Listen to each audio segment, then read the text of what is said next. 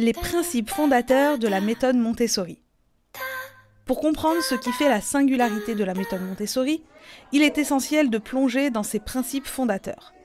Ces concepts ne sont pas seulement des théories abstraites, ils sont au cœur de la pratique quotidienne dans les classes Montessori du monde entier.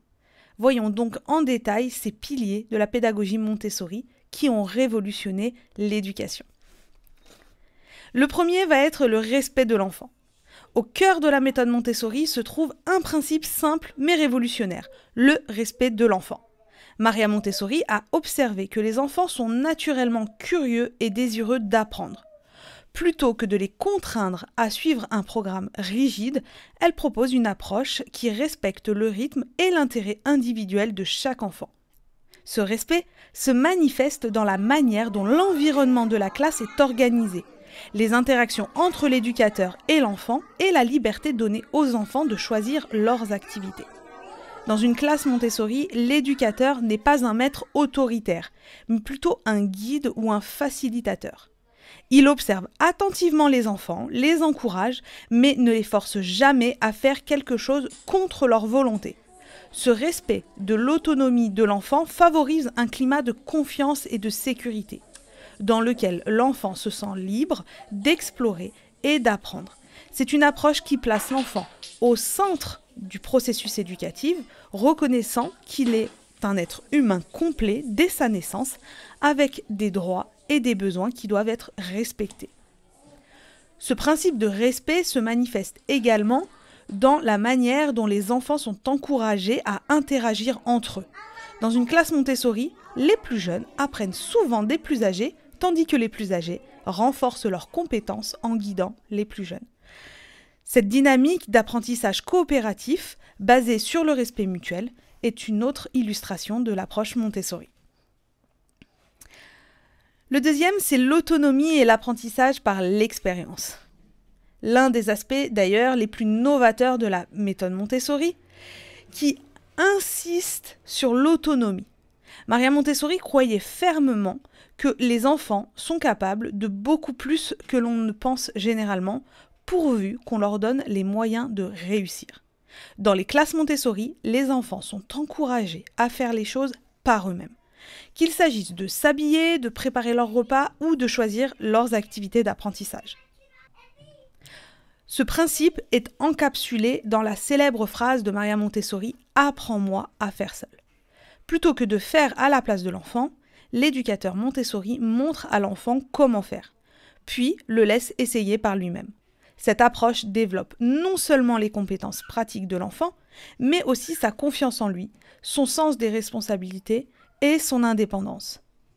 L'apprentissage par l'expérience est un autre pilier de la méthode Montessori, contrairement aux méthodes traditionnelles qui se concentrent sur l'enseignement théorique et la mémorisation. Montessori privilégie l'apprentissage actif. Les enfants apprennent en manipulant des objets concrets, en résolvant des problèmes réels et en expérimentant directement avec leur environnement. Ce type d'apprentissage est non seulement plus engageant pour les enfants, mais il est aussi plus durable, car il est ancré dans des expériences vécues plutôt que dans des concepts abstraits. Maria Montessori a compris que l'apprentissage actif et l'autonomie ne se développent pas dans le vide, mais nécessitent un environnement riche et stimulant. C'est pourquoi elle a mis au point une gamme de matériel pédagogique spécialement conçu pour favoriser l'exploration sensorielle, l'indépendance et la découverte. Un autre principe fondateur, c'est l'environnement préparé. L'environnement dans lequel un enfant évolue joue un rôle crucial dans son développement. Maria Montessori a conçu des environnements éducatifs spécialement adaptés aux besoins des enfants, qu'elle a appelés environnements préparés. Ces espaces sont soigneusement organisés pour encourager l'indépendance, la curiosité et l'apprentissage autodirigé. Dans une classe Montessori, chaque objet, chaque meuble est choisi avec soin pour répondre à un objectif éducatif précis. Les étagères sont à la hauteur des enfants pour qu'ils puissent accéder facilement au matériel. Les matériels sont disposés de manière ordonnée et chaque activité a sa place spécifique, ce qui aide les enfants à développer un sens de l'ordre. Cet environnement préparé est aussi conçu pour encourager la libre circulation des enfants, leur permettant de choisir les activités en fonction de leur intérêt. Un aspect clé de cet environnement est l'absence de récompenses et de punitions traditionnelles. Au lieu de cela, les enfants sont encouragés à trouver leur propre motivation intérieure pour accomplir des tâches. L'idée est que l'enfant apprenne non pas pour obtenir une étoile ou éviter une réprimande, mais parce qu'il est intrinsèquement motivé par le désir d'apprendre et de grandir. L'environnement préparé est aussi conçu pour être évolutif, s'adaptant aux besoins changeants des enfants à mesure qu'ils grandissent. Par exemple, les activités proposées aux jeunes enfants se concentrent sur le développement des sens et de la motricité fine, tandis que les activités pour les enfants plus âgés encouragent la pensée abstraite et la résolution de problèmes. Cet environnement flexible permet à chaque enfant de progresser à son propre rythme en fonction de ses capacités et de ses intérêts. Un des autres principes qu'on pourrait reprendre, c'est la phrase emblématique de Maria Montessori « Apprends-moi à faire seul ». Pourquoi je trouve que cette phrase est importante? Parce qu'elle résume parfaitement la philosophie Montessori.